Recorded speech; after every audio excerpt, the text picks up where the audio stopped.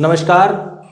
2 जनवरी की रात अमेरिका ने दक्षिण अमेरिकी महाद्वीप के वेनेजुएला देश पर हमला कर दिया और हमला भी ऐसा किया कि जो उनके राष्ट्रपति हैं निकोलस मादुरो रात को 2 बजे उनको किडनैप करके अमेरिका ले गए।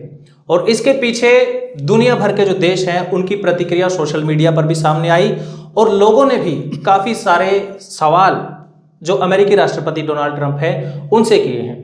ये दूसरे देश में घुसकर किसी राष्ट्रपति को ऐसे लेके जाना सवालों के बीच में जो है डोनाल्ड ट्रंप को घिर चुके हैं। नमस्कार, मैं साहिल हूं और इस घटना पर बातचीत करने के लिए हमारे साथ हैं doctor OP Gupta sir. Sir पहले तो नमस्कार। नमस्कार सभी दर्शक साथियों को। सर, जो ये घटना हुई है आज से पहले मैंने तो कभी नहीं सुना दशकों में कि कभी ऐसा हुआ है कि किसी दूसरे देश की सेना पर हमला कर दिया या फिर कोई ऑपरेशन किया गया, लेकिन किसी देश के अंदर घुस के सैनिकों को मार के उसका जो राष्ट्रपति है उनको अपने देश में ले जाया गया। तो क्या ये किसी देश की जो संप्रभुता है उसको छिन्न भिन्न करना और जो इंटरनेशनल लॉ है उसको वायलेट करना पहले इतिहास में कभी हुआ है, और ये क्या सही है? ये देखिए, वेनेजुएला की जो घटना है उसकी पृष्ठभूमि तो पिछले 6 महीने से तैयार हो चुकी थी। ये घटना अब हुई, लेकिन अमेरिकी फोर्सेस और ख़ास तौर पर अमेरिका की जो सबसे खतरनाक फोर्स मानी जाती है डेल्टा फोर्स, वो डेल्टा फोर्स 6 महीने से वेनेजुएला में थी। बहाना बनाया गया कि वेनेजुएला से ड्रग तस्कर ड्रग्स की स्मगलिंग अमेरिका में करते हैं और इससे अमेरिका में नशे के लोग आदी हो रहे हैं। लेकिन ये एक बहाना था, क्योंकि वेनेजुएला से ज़्यादा सीमा जो अगर हम कहें मेक्सिको की है, और मेक्सिको से स्मगलिंग ज़्यादा होती है और देशों से भी ड्रग्स की स्मगलिंग होती है। तो फिर अपनी बॉर्डर को चाहिए था कि वो सेफ रखते, वहाँ पर उनको सिक्योरिटी बढ़ानी चाहिए थी ड्रग्स की स्मगलिंग को रोकने के लिए। लेकिन खेल दूसरा है। खेल है कि वेनेजुएला एक बहुत बड़ा तेल उत्पादक है और वेनेजुएला दूसरे देशों के साथ उनकी करेंसी में कहीं ना कहीं व्यापार कर रहा है। जो चाइना सबसे बड़ा उसका इंपोर्टर है वेनेजुएला से तेल का, और चाइना जो पेमेंट कर रहा है वो युवान अपनी करेंसी में वेनेजुएला को कर रहा है।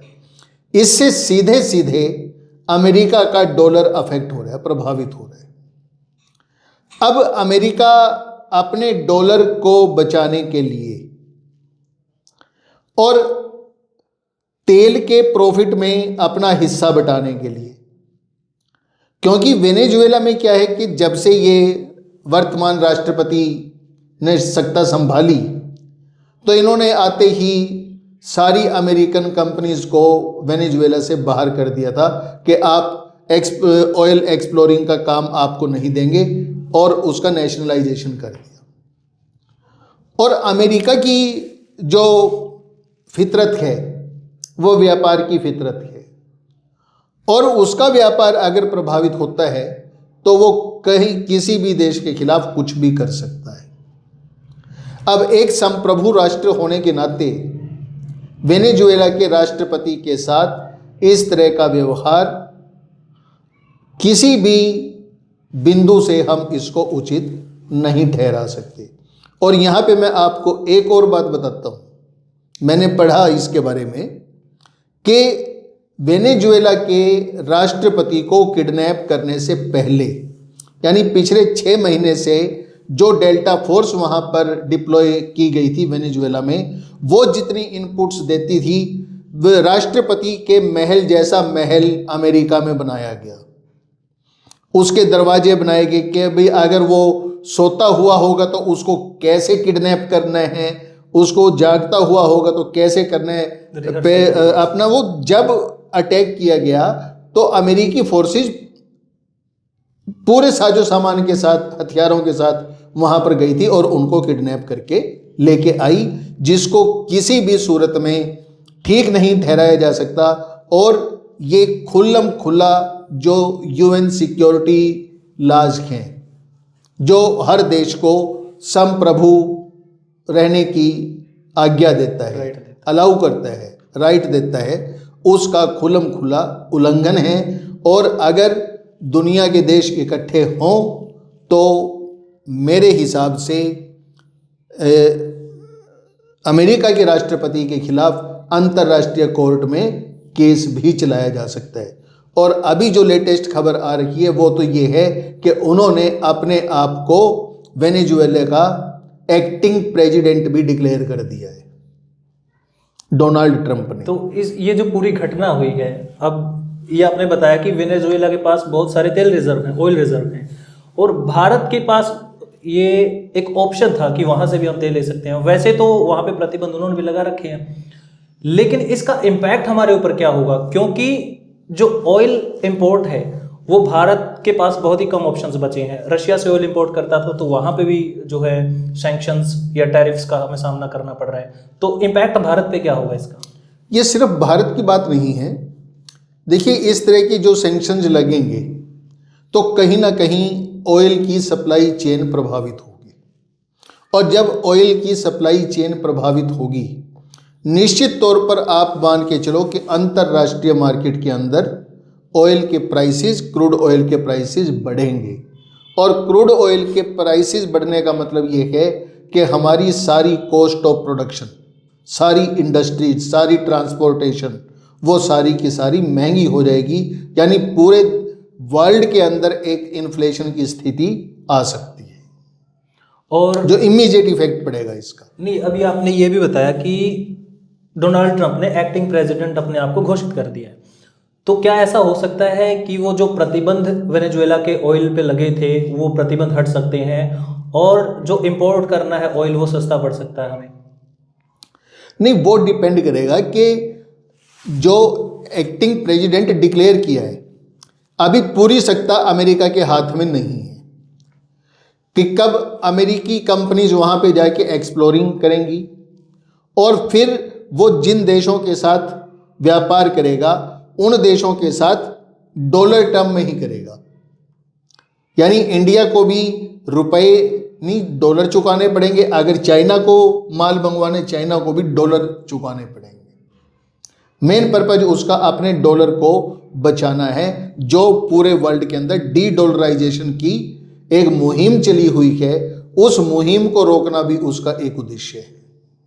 और जो हमारी पहले भी इस चीज़ पर बात हुई थी कि गोल्ड रिजर्व भी वेनेजुएला के पास काफ़ी ज़्यादा है, तो उसका भी नियंत्रण एक तरीके से इनडायरेक्टली अभी तो अमेरिका के हाथ में ही है, तो उसका भी क्या कोई इम्पैक्ट पड़ेगा?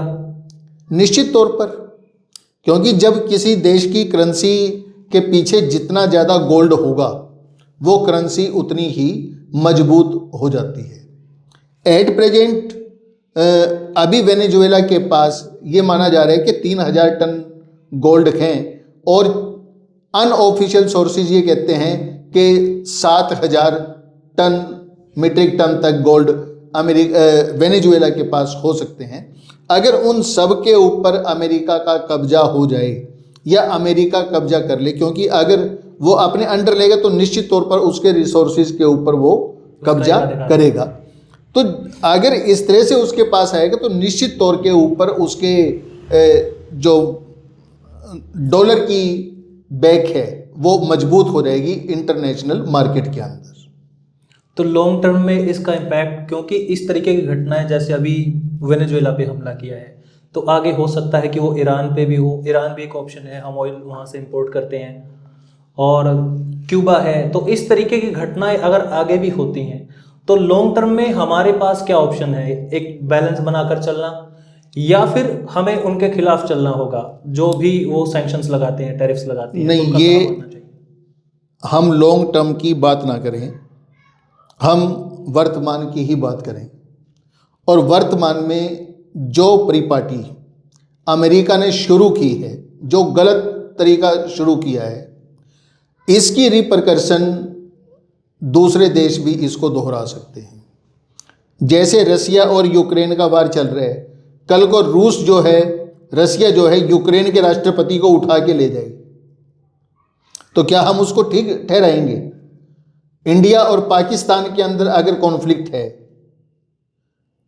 इंडिया की सेना पाकिस्तान के राजनीतिज्ञों को उठा के ले आए, या बांग्लादेश के साथ कॉन्फ्लिक्ट जैसे चल रहे हैं, बांग्लादेश के राष्ट्रपति को उठा के ले आए, तो क्या ऐसे तो अंतर्राष्ट्रीय अफरा तफरी मच जाएगी, और इस अफरा तफरी में कहीं ना कहीं हम वर्ल्ड वार 3 की तरफ हम एक कदम आगे बढ़ चुके हैं, मेरा ये मानना है। जी, तो ये जो पूरी घटना हुई, इसको देखने का नज़रिया पूरी दुनिया का कैसा है और यूएन इसको क्या मानता है? जैसे सर ने अभी बताया कि जो यूएन के लॉज हैं उसके अकॉर्डिंग तो ये एक क्राइम है, और इस क्राइम को देखते हुए डोनाल्ड ट्रंप पर केस भी चलाया जा सकता है, और लंबे समय तक अगर इस तरीके की घटनाएं अमेरिका द्वारा जो है अंजाम दिया जाता है, तो लंबे समय में ये अस्थिरता का ही कारण बनेगा। इससे जो विश्व शांति है वो कभी भी नहीं हो पाएगी, और जो डोनाल्ड ट्रंप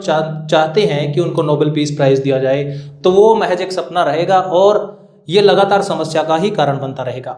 आपके इसके बारे में क्या विचार हैं, आप कमेंट में बता सकते हैं। वीडियो देखने के लिए धन्यवाद। धन्यवाद।